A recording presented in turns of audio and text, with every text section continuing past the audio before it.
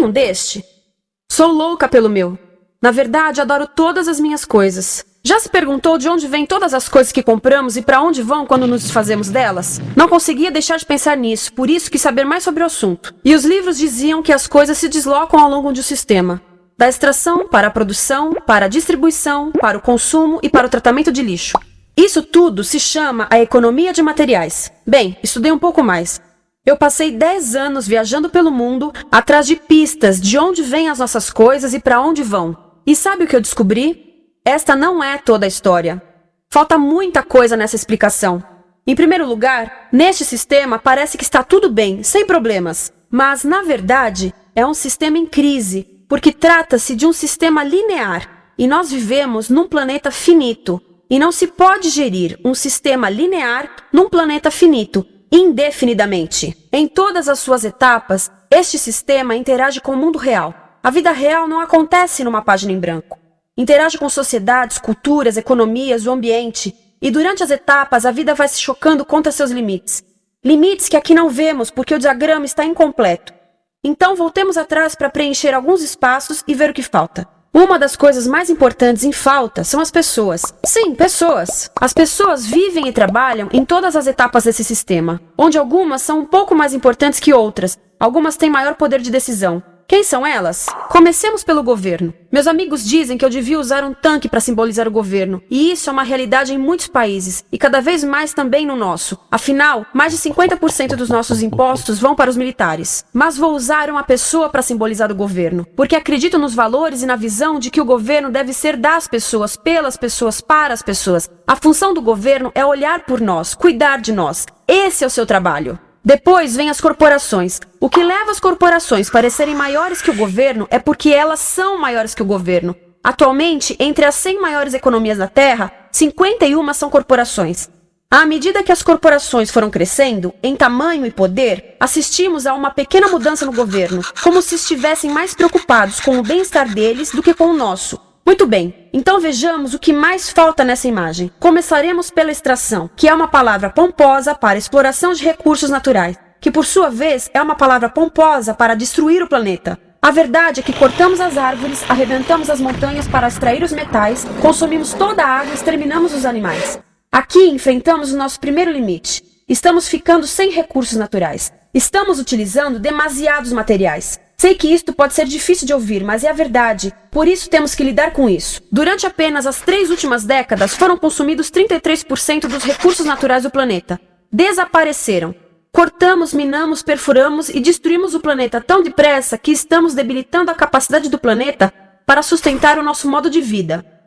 Onde eu vivo, nos Estados Unidos, resta-nos menos de 4% da nossa floresta original. 40% dos cursos de água estão impróprios para o consumo. E o nosso problema não é apenas estarmos utilizando demasiados recursos, mas o fato de estarmos utilizando mais do que a nossa parte. Temos 5% da população mundial, mas usamos 30% dos recursos mundiais. Se todos consumissem ao ritmo dos Estados Unidos, precisaríamos de 3 a 5 planetas. E sabem uma coisa? Só temos um. Então, a resposta do meu país a essa limitação é simplesmente ir tomar dos outros. Este é o terceiro mundo, que alguém dirá tratar-se apenas de uma expressão para designar o local para onde foram as nossas matérias-primas. E o que é que acontece? A mesma coisa, destruição do local. 75% das zonas de pesca do planeta estão sendo exploradas ao máximo ou além da sua capacidade. Desapareceram 80% das florestas originais do planeta. Só na Amazônia perdemos 2.000 árvores por minuto, o equivalente a um campo de futebol por minuto.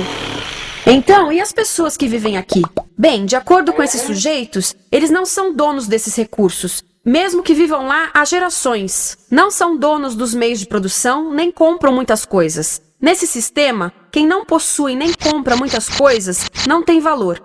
A seguir, as matérias-primas seguem para a produção, onde utilizamos energia para misturar químicos tóxicos com recursos naturais para produzir produtos contaminados com tóxicos. Há atualmente no comércio mais de 100.000 químicos sintéticos. Apenas um punhado foi testado para avaliar o seu impacto na saúde, e nenhum foi testado em relação aos impactos sinérgicos na saúde, ou seja, a interação com todos os outros químicos aos quais estamos expostos diariamente. Por isso, desconhecemos o impacto total deles na saúde e no ambiente. Mas sabemos uma coisa: os tóxicos entram e saem. Enquanto continuarmos a introduzi-los nos nossos sistemas de produção industrial, continuaremos a inserir esses tóxicos nos produtos que levamos para nossas casas, trabalho e escolas, e claro, para nossos corpos. Como os BFRs, ou retardantes de incêndio à base de brometo, que tornam as coisas mais resistentes ao fogo, mas são super tóxicos. São neurotóxicos, ou seja, tóxicos para o cérebro. O que é que estamos fazendo usando esses químicos? Apesar disso, os usamos em nossos computadores, eletrodomésticos, sofás, colchões e até alguns travesseiros. Sim, pegamos nossos travesseiros, os revestimos com neurotoxinas, levamos para casa e dormimos por 8 horas com eles. Não sei, mas acho que num país com tanto potencial, poderíamos ter uma maneira melhor de evitar que as cabeças peguem fogo à noite. Sabia que essas toxinas vão se acumulando ao longo da cadeia alimentar e se concentram nos nossos corpos? Sabe qual é o alimento do topo da cadeia alimentar com o nível mais elevado de químicos tóxicos? O leite materno. Isto significa que os menores membros das nossas sociedades, os nossos bebês, recebem as maiores doses de químicos tóxicos das suas vidas a partir do leite das suas mães. Não acha que é uma incrível violação? A amamentação deveria ser o mais importante ato humano de nutrição. Deveria ser algo sagrado e seguro. A amamentação continua a ser o melhor e as mães devem amamentar, mas nós deveríamos proteger esse ato. Eles deviam protegê-lo. Eu pensava que zelavam pelos nossos interesses. As pessoas que mais sofrem com esses produtos químicos são os trabalhadores das fábricas. Muitos são mulheres em idade reprodutiva, que trabalham com toxinas que afetam a gestação, carcinogênicos e muito mais. Agora eu pergunto, que tipo de mulher em idade reprodutiva trabalharia no emprego deste, exposta a estas toxinas, a não ser uma mulher sem outra alternativa? Essa é uma das maravilhas desse sistema. A erosão dos ecossistemas e economias locais aqui garante um fluxo constante de pessoas sem alternativas. No mundo, há 200 mil pessoas por dia se deslocando de ambientes que as sustentaram ao longo de gerações para cidades, onde muitas vivem em bairros de lata, à procura de emprego, por mais tóxico que seja. Não só os recursos são desperdiçados ao longo desse sistema, mas também pessoas, comunidades inteiras são desfeitas. Sim, as toxinas entram e saem. Muitas delas saem das fábricas em produtos, e muitas mais saem como subprodutos, ou poluição. E estamos falando de muita poluição. Nos Estados Unidos, as indústrias admitem liberar mais de 1.800.000 quilos de químicos tóxicos por ano. Deve ser muito mais, porque isso é o que eles admitem. Trata-se de outro limite, porque quem quer ver e respirar 1.800.000 quilos de químicos tóxicos por ano? Então o que eles fazem? Mudam as fábricas poluidoras para o estrangeiro, para poluir outros países. Mas, surpresa, grande parte dessa poluição volta para nós trazida pelo vento. E o que acontece depois de todos os recursos naturais serem transformados em produtos? Passam por aqui, para a distribuição, o que significa vender todo o lixo contaminado com toxinas o mais rápido possível. Aqui, o objetivo é manter os preços baixos, com as pessoas comprando os produtos em constante movimento. Como eles mantêm os preços baixos? Pagam salários baixos aos trabalhadores das lojas e restringem o acesso aos seguros de saúde sempre que podem. Tudo se resume em exteriorizar os custos. O verdadeiro custo da produção não se reflete no preço. Em outras palavras, não pagamos aquilo que compramos. Outro dia estive pensando nisto. Ia a caminho do trabalho e queria ouvir as notícias. Por isso entrei numa loja para comprar um rádio. Encontrei um pequeno rádio verde engraçado que custava $4,99. Na fila do caixa pensei, como $4,99 podem refletir o custo da produção e transporte desse rádio até ele chegar nas minhas mãos? O metal deve ter sido extraído na África do Sul. O petróleo provavelmente do Iraque. O plástico produzido na China e talvez montado por uma criança de 15 anos numa fábrica do México. $4,99 não paga nem o aluguel do espaço ocupado na prateleira, nem parte do salário do empregado que me atendeu, ou as viagens de navio e caminhão que o rádio fez. Foi assim que eu percebi que eu não paguei o valor do rádio. Então, quem pagou? Estas pessoas pagaram com a perda do espaço dos seus recursos naturais. Estas pagaram com a perda do ar puro, com o aumento de doenças como asma e câncer. As crianças do Congo pagaram com o seu futuro, pois 30% delas abandonam a escola para trabalhar nas minas de coltan, um metal que usamos em aparelhos eletrônicos baratos e descartáveis. Estas pessoas pagaram por não ter direito ao seguro de saúde. Ao longo desse sistema, pessoas contribuíram para que eu comprasse o rádio por $4,99, mas essas contribuições não são registradas por nenhum contabilista. É isto que eu quero dizer com exteriorizar o verdadeiro custo de produção. E isso nos leva à seta dourada do consumo. O coração do sistema, o motor que impulsiona. É tão importante proteger esta seta que se tornou prioridade daqueles dois sujeitos. É por isso que após o 11 de setembro, quando nosso país estava em choque, o presidente Bush poderia ter sugerido fazer luto, rezar, ter esperança, mas não, ele disse para fazermos compras. Compras! Nos tornamos uma nação de consumidores. Nossa principal identidade passou a ser de consumidores. Não mães, professores, agricultores, mas consumidores. Nosso valor é medido e demonstrado pelo quanto contribuímos para esta seta. Quanto consumimos. Não é isso que fazemos? Compramos, compramos, compramos. Manter os produtos circulando. E como circulam? Sabe qual a porcentagem dos produtos que circulam através desse sistema que ainda são usados 6 meses depois da venda na América do Norte? 50%? 20%? Não, 1%. 1. Em outras palavras, 99% das coisas que nós cultivamos, processamos, transformamos, 99% das coisas que percorrem o sistema são lixo em menos de 6 meses. Como é que podemos gerir um planeta com esse nível de rendimento? Mas não foi sempre assim. Hoje, o consumidor médio americano consome o dobro que há 50 anos. Pergunte à sua avó. No tempo dela, a boa gestão, a engenhosidade e a poupança eram valorizados. Então, como é que isso aconteceu? Bem, não aconteceu simplesmente. Foi planejado. Pouco depois da Segunda Guerra Mundial, estes sujeitos estudavam a forma de impulsionar a economia. O analista de vendas Victor Lebow articulou a solução que se tornaria a norma de todo o sistema. Ele disse: a nossa enorme economia produtiva exige que façamos do consumo a nossa forma de vida, que tornemos a compra e uso de bens em rituais, que procuremos a nossa satisfação espiritual, a satisfação do nosso ego no consumo. Precisamos que as coisas sejam consumidas, destruídas, substituídas e descartadas a um ritmo cada vez maior. O conselheiro econômico do presidente Eisenhower disse: o principal objetivo da economia americana é produzir mais bens de consumo. Mais bens de consumo? O nosso principal objetivo? Não é providenciar cuidados médicos, ou educação, ou transportes seguros, ou sustentabilidade, ou justiça? Bens de consumo? Como é que eles nos fizeram adotar esse sistema de forma tão entusiástica? Bem, 2 das suas estratégias mais bem-sucedidas são a obsolescência planejada e a obsolescência perceptiva. A obsolescência planejada é uma outra forma de dizer criado para ir para o lixo. Eles fazem as coisas de modo que sejam inúteis tão rápido quanto possível para jogarmos fora e voltarmos a comprar. Isso é óbvio em sacolas ou copos de plástico, mas verifica-se isso em coisas maiores como esfregões, DVDs, máquinas fotográficas, churrasqueiras, quase tudo. Até computadores. Já reparou que quando compra um computador, a tecnologia muda tão rápido que em poucos anos se torna quase um impedimento para a comunicação? Fiquei curiosa e abri um desses computadores para ver o que tinha dentro. E descobri que a peça que se muda a cada ano é apenas uma pecinha no canto. Mas não se pode mudar apenas essa peça, porque cada nova versão tem um formato diferente. Tem que jogar tudo fora e comprar um novo. Estive lendo sobre o design industrial da década de 50, quando a obsolescência planejada começou a aparecer. Esses designers eram muito claros sobre o assunto. Chegavam a debater quão rápido conseguiam que um aparelho avariasse, mas de modo que o consumidor mantivesse fé suficiente para ir comprar outro. Foi tão intencional, mas as coisas não avariam suficientemente rápido para manter essa seta funcionando.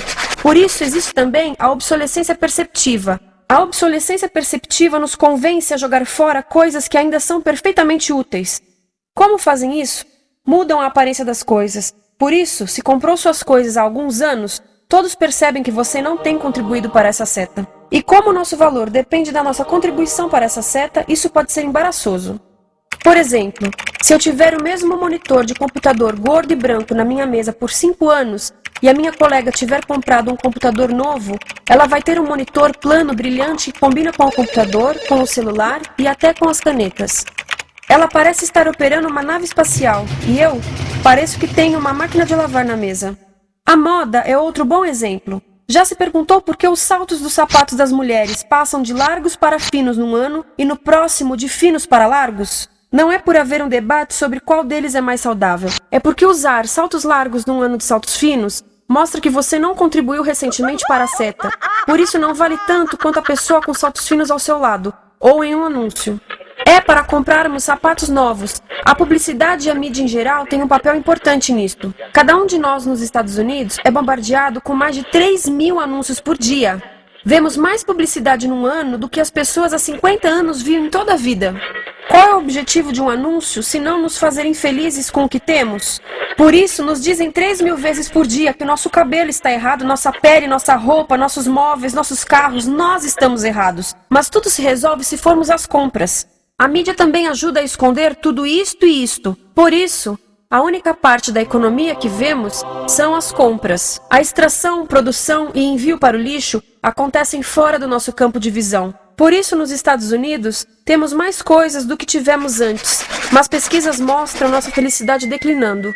Nossa felicidade teve seu pico na década de 50, a mesma época em que a febre consumista explodiu. Coincidência interessante. Acho que sei o porquê. Temos mais coisas, porém menos tempo para o que realmente nos faz felizes. Amigos, família, tempo livre. Estamos trabalhando mais do que nunca. Analistas dizem que não temos tão pouco tempo livre desde a sociedade feudal. E sabem quais são as duas atividades que mais fazemos no pouco tempo livre que temos? Ver televisão e fazer compras.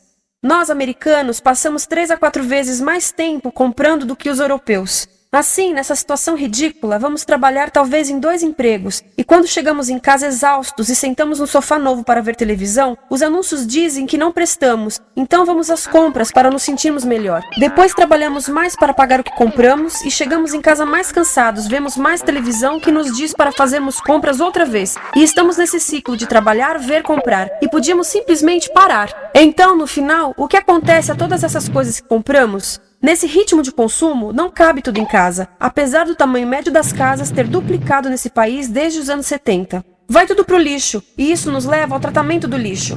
Essa é a parte da economia de materiais que conhecemos melhor, porque nós temos de levar o lixo até a esquina. Cada americano produz 2 quilos de lixo por dia, o dobro do que fazíamos há 30 anos.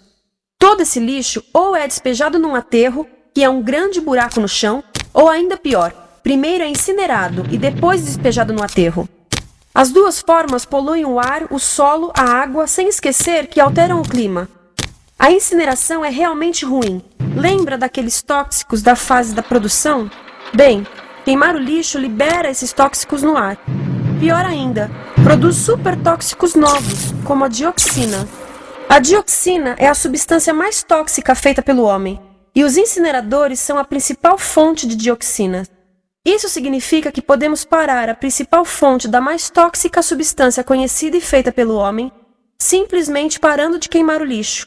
E podemos parar hoje. Algumas empresas não querem criar aterros e incineradores aqui. Por isso, também exportam os resíduos. Então, e a reciclagem? A reciclagem ajuda?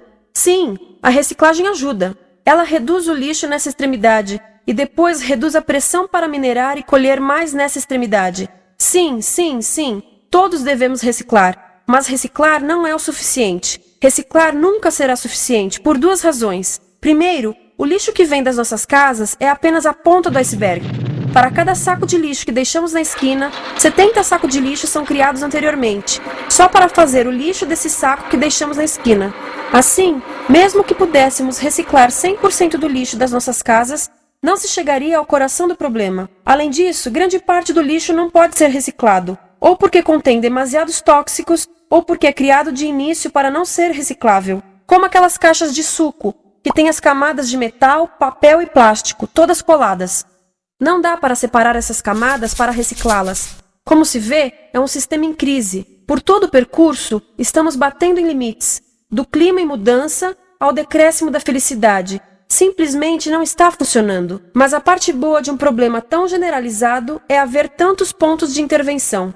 Há pessoas trabalhando aqui salvando florestas, e aqui na produção limpa. Pessoas trabalhando em direitos do trabalho, em comércio justo, em consumo consciente, no bloqueio de aterros e incineradores. E muito importante, em recuperar o nosso governo, para que seja realmente pelas pessoas e para as pessoas. Todo esse trabalho é criticamente importante, mas as coisas vão realmente começar a se mover quando enxergarmos as ligações, quando enxergarmos o panorama geral. Quando as pessoas ao longo do sistema se unirem, poderemos reivindicar e transformar esse sistema linear em algo novo, um sistema que não desperdice recursos ou pessoas, porque aquilo de que precisamos nos livrar é da antiga mentalidade de usar e jogar fora. Há uma nova escola de pensamento nesse assunto, e é baseada em sustentabilidade e equidade, química verde, zero resíduos, produção em ciclo fechado, energia renovável, economias locais vivas, já está acontecendo. Há quem diga que é irrealista, idealista, que não pode acontecer. Mas eu digo que quem é irrealista são os que querem continuar pelo velho caminho.